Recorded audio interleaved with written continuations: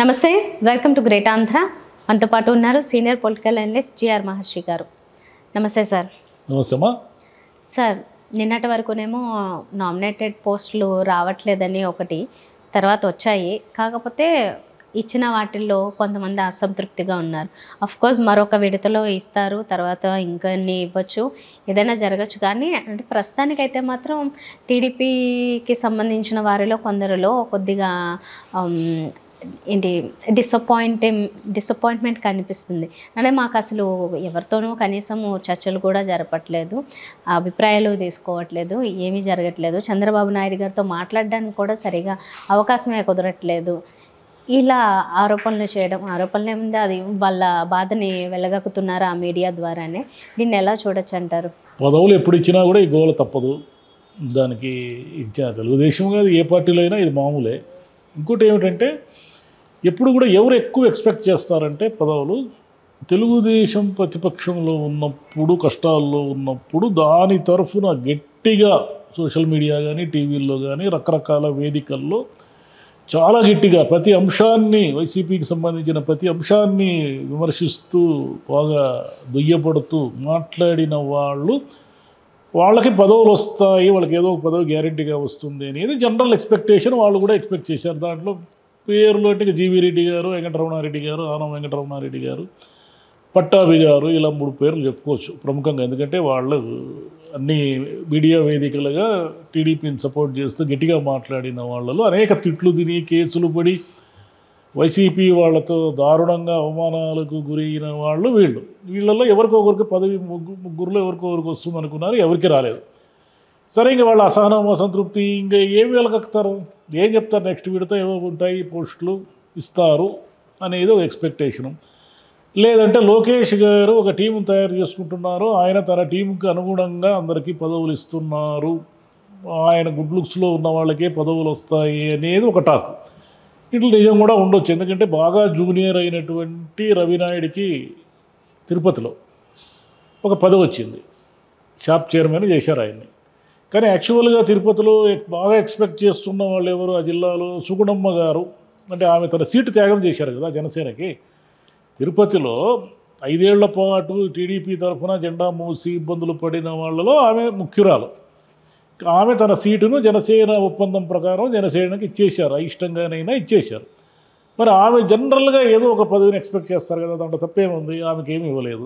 SCV Naidu గారు కాళహస్తి నియోజకవర్గానికి సంబంధించి ఆయన కూడా చాలా సీనియర్ లీడరు, ఆయన కూడా ఏదో ఒక పదవి ఎక్స్పెక్ట్ చేస్తాడు. బహుశా రేపు కాళహస్తి ట్రస్ట్ బోర్డు ఇలాంటివి చాలా కీలకమైనవి ఉన్నాయి కాబట్టి దాంట్లో ఏమన్నా ఆయన సర్దుతారేమో తెలియదు. అదేవిధంగా సుగుణమ్మ గారికి ఏమన్నా టీటీడీ బోర్డులో ఏమన్నా అవకాశం ఇస్తారేమో మనకు తెలియదు. ఎందుకంటే ఇంకా ఉన్నాయి కదా, తుడా అవన్నీ ఖాళీగానే ఉన్నాయి కదా, వాటిలో ఎక్కడైనా ఇస్తారేమో తెలియదు. ఇంకా అనంతపురం జిల్లాకు వచ్చేసరికి ప్రభాకర్ చౌదరి గారు, ఆయన జితేంద్ర గౌడు, ఇంకా కొంతమంది ఉన్నారు. ఇంకా చాలామంది చెప్పచ్చు. మన కర్నూలు జిల్లాకు వచ్చేసరికి మీనాక్షి నాయుడు గారు, ఇలా చాలామంది సీనియర్ నాయకులు ఉన్నారు. ప్రభాకర్ చౌదరి గారు ఏమిటి, ఆయనే కదా నిన్న మొన్నటి వరకు అనంతపురం యాస్పిరెంట్. హఠాత్తుగా ప్రసాద్ గారు వచ్చారు, ఆయనకి సీట్ ఇచ్చారు, టికెట్ ఇచ్చారు, ఆయన గెలిచారు. ప్రభాకర్ చౌదరి గారు పక్కన ఉండిపోయారు. జనరల్గా ప్రభాకర్ చౌదరి గారు ఎక్స్పెక్ట్ చేస్తారు కదా, ఏదో ఒక మంచి కార్పొరేషన్ చైర్మన్ ఇంకోటో తనకు కావాలని. మరి వాళ్ళే అంటే సీనియర్ నాయకులు, చంద్రబాబు నాయుడు గారి ఫార్ములా ప్రకారము త్యాగం చేసిన నాయకులందరికీ ఏదో ఒక రకంగా అడ్జస్ట్ చేస్తానని అన్నారు కదా ఆయన. మరి సీనియర్ నాయకులు ఎవరికి కూడా చాలామందికి పదవులు దక్కలేదు. ఎన్నున్నాయి పదవులు లేవు కదా, ఎన్నున్నాయి. గట్టిగా మన కంటకి బాగా కనిపిస్తున్నది ఏమిటంటే ఈ టీటీడీ లేదా కాళహస్తి ట్రస్ట్ బోర్డు, లేదంటే కాణిపాకం ఉంది. కానీ కాణిపాకం ట్రస్ట్ బోర్డుకు కూడా పెద్దగా దానికి ఏమిటంటే పెద్ద రాష్ట్రంలో ప్రముఖులను ఏం వేయరు దానికి. ఆ చిత్తూరు జిల్లాలో ఉన్న వాళ్ళని ఒకరు వేస్తారు, జనరల్గా జరిగేది అది. ఇంకా అలా టెంపుల్స్ చాలా ఉన్నాయి, ఆ టెంపుల్స్ను నింపడము, ఇక మిగిలిన అడపా ఉన్న కార్పొరేషన్లు నింపడము, ఇంతే కదా, ఇంకేమున్నాయి పదవులు. ఇక రేపు ఎమ్మెల్సీలు, రాజ్యసభలు ఇవన్నీ సర్దుతారు. మరి ఇవన్నీ ఎంతమందికి సర్దగలరు? రాజ్యసభ రేపు ఖాళీ అవుతుంది అనుకోండి, ఈరోజు కాకపోతే రేపు ఎమ్మెల్సీలు ఖాళీ అవుతాయి, ఈరోజు కాకపోతే రేపు. వీటిలో ఎంతమందిని సర్దుతారు? కాబట్టి చంద్రబాబు నాయుడు గారికి ఈ అసహనాలు, అసంతృప్తులు కొత్తేమీ కాదు, ఆయన వీటిని ఎదుర్కోవాల్సిందే. ఇంకా టీటీడీ బోర్డు అనౌన్స్ చేస్తే మీకు చాలా గోలలు గొడవలు అయిపోతాయి, మామూలుగా ఉండవు అవి టీటీడీ బోర్డు తర్వాత. ఎందుకంటే అది చాలా కీలకమైంది మన రాష్ట్రంలో, మన దేశంలోనే కీలకమైంది కదా టీటీడీ అనేది. దాన్ని ఎలా ఫిల్ చేస్తారు, ఎవరితో ఫిల్ చేస్తారు, పైగా ఇప్పుడు వస్తున్న ఆరోపణల నేపథ్యంలో టీటీడీలో ఏదో సరిగా అడ్మినిస్ట్రేషన్ చేయక ప్రసాదాలు కూడా కల్తీ చేసేసారు అని వీళ్ళు గత ప్రభుత్వం మీద ఆరోపిస్తున్నారు కదా. మరి ఇప్పుడు ఈ ప్రభుత్వం నియమించే బోర్డును ప్రతి ఒక్కరు భూతద్దం వేసి చూస్తారు కదా. అసలు వీళ్ళు ఎవరు, పునాది ఏంటి, ఏ వ్యాపారాల నుంచి వచ్చాడు, ఇతని మీద ఏమన్నా గతంలో కేసులు ఉన్నాయా, ఏమున్నాయి అన్నీ చూస్తారు. ఇప్పుడు అన్నీ చూసి టీడీపీ వ్యతిరేక మీడియా రోజు రాయడం మొదలు పెడుతుంది, లేదా టీవీల్లో చూపించడం మొదలు పెడుతుంది. అయ్యా చూడగా మమ్మల్ని ఏమో మా బోర్డులోనేమో వాళ్ళు ఉన్నారు వీళ్ళు ఉన్నారు అన్నారు, వీళ్ళ బోర్డులో ఉన్న వాళ్ళ చరిత్రలు ఇవి అని చెప్పడం మొదలు పెడతారు. కాబట్టి చంద్రబాబు నాయుడు గారికి అతిపెద్ద ఎక్సర్సైజ్ టీటీడీ. మరి చూడాలి ఏం చేస్తారు. అది ఇంకా అసహనాలు అసంతృప్తులు అంటారా. ఎప్పుడూ కూడా కష్టాల్లో ఉన్నప్పుడు గట్టిగా పోరాడిన వాళ్ళకి పదవులు దక్కవు, అదొక రూల్. అది చాలామంది ఏమనుకుంటారంటే ప్రతిపక్షంలో ఉన్నప్పుడు వీళ్ళ తరఫున గట్టిగా మాట్లాడి కేసులు ఎదుర్కొని చాలా ఇబ్బందులు పడిన వాళ్ళకి వీళ్ళ గవర్నమెంట్ వస్తేనే ఏదో అద్భుతాలు జరుగుతాయి, పదవులు వస్తాయి అనుకుంటారు. అట్లా ఏమీ జరగదు. గతంలో వైసీపీ కోసం ఆత్మహత్యలాగా పనిచేసిన వాళ్ళు ఎంతోమంది ఉన్నారు, వాళ్ళు ఒక్కరికి రాలే పదవి. సరే ఆ పార్టీ ఓడిపోవడానికి అది కూడా ఒక కారణం అనుకోండి.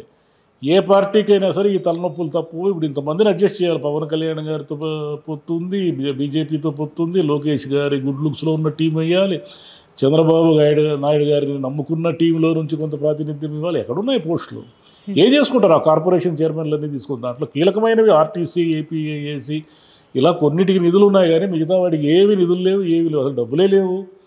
ఎక్కడి నుంచి వాళ్ళ కార్పొరేషన్లో పేరుకి కార్పొరేషన్ చైర్మన్లని కారుకి వెనకలు స్టిక్కర్ వేసుకోవాల్సిందే, కానీ అంతమించి వాళ్ళ దగ్గర వాళ్ళు చెలాయించే అధికారాలు కూడా ఏవి లేవు. ఓకే. కాకపోతే అంటే చాలామంది ఉన్నారు కదా, జనసేన వాళ్ళది టాపిక్ అయితే ఇప్పటివరకు రాలేదు. అంటే ఇప్పటివరకు మనం విన్నది వాళ్ళల్లోనే టీడీపీకి సంబంధించిన వాళ్ళ నుంచే అసంతృప్తి విన్నాము. జనసేన నుంచి కూడా కొంచెం క్వశ్చన్స్ వస్తాయేమో, మరి మాకు కూడా కావాలి అనేది, అదైతే ఎందుకు వినబడలేదు? ఇంకా వాయిస్ వినపడడం లేదు అది, ఎందుకంటే ఆయన ఏదో దీక్ష అది ఇది అంటున్నారు కాబట్టి పవన్ కళ్యాణ్ గారు. ఇంకా వాళ్ళల్లో కూడా ఇప్పుడు న్యాచురల్గానే అడుగుతారు కదా.